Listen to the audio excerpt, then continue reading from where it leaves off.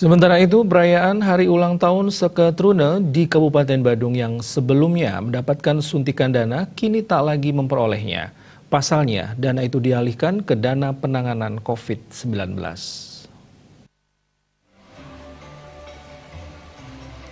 Kepala Dinas Kebudayaan Kabupaten Badung IGD Eka Sudarwita saat dikonfirmasi tak menampik perihal tersebut. Pihaknya telah melakukan merealokasi anggaran HUT SD untuk penanggulangan virus corona COVID-19.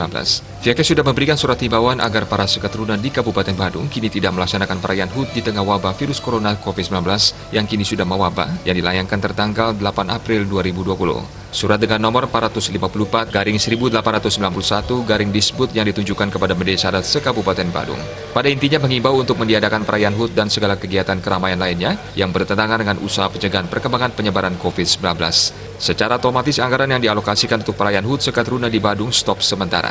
Di Kabupaten Badung terdapat 535 seketrune dan 28 joada. Namun untuk di 2020, Disbud Badung sedianya dianggarkan perayaan ulang tahun seketrune untuk 340 seke. Karena situasi darurat COVID-19 ini, sementara dana direalokasikan kepada penanggulangan wabah COVID-19.